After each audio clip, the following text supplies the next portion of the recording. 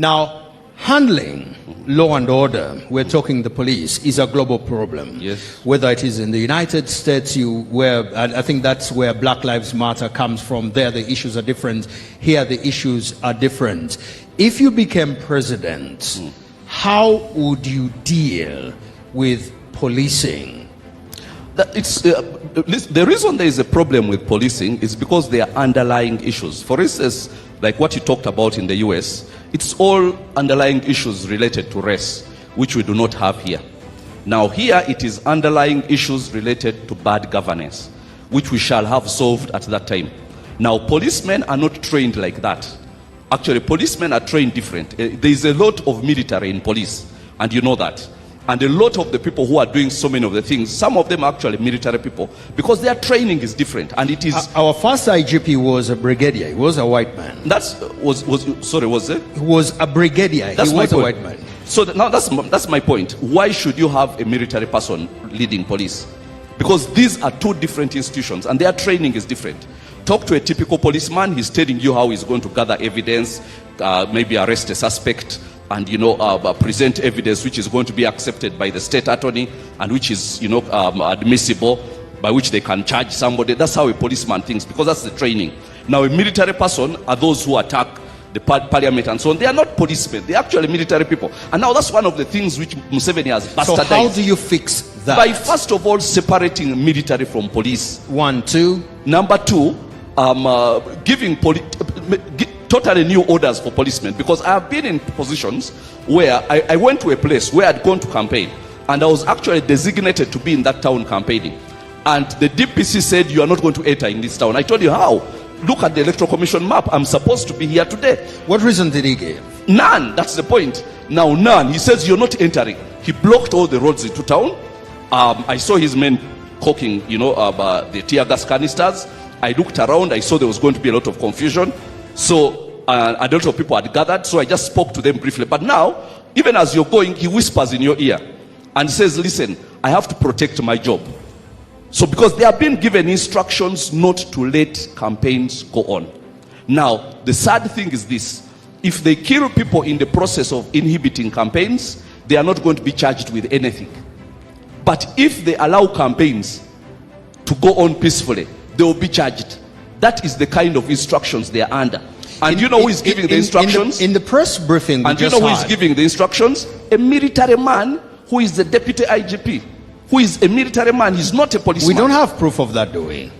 Well, I mean, you didn't say it, I said it. So you can say Kabuleta said. You don't need proof for anything I say. You just pin it on me and we shall go with that.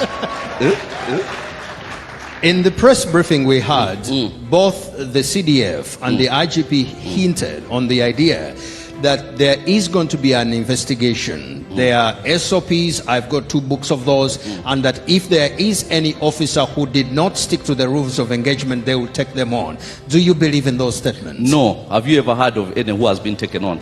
There were people who were killed. The investigation is going on. No, there were people who were killed in Bulang in 2006. Who was charged? There are people who have been killed. The walk-to-work protests, there were people who were killed. Have you heard of any policeman being charged on with that? January 15th, if you are the president, how do you deal with all that? I first of all change the atmosphere. Now I will be the president-elect on January 15th. So maybe we are talking May 14th. Of course, you start to plan. Okay, May 14th. So okay, if January 14th, if I'm president. As president-elect, you already start to plan. I start to plan. Yes. Now, do you know how the whole atmosphere would change if people knew that these military people and the Bushmen who invaded our peace 35 years ago have gone?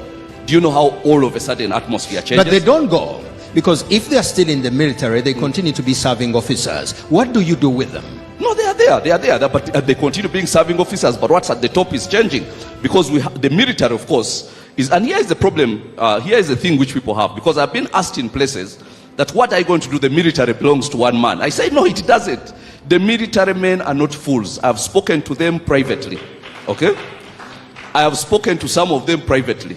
The army are people who have businesses, they have lives, they have wives, they have children in this country. They are not going to drown this country over a dying man. They are not going to. They will go with whoever has the mandate of the people. They are not going to be the proverbial fly which followed the corpse into the what? Into the grave. They are clever people. They are younger. They are not 76 or 90, whatever it is his age is.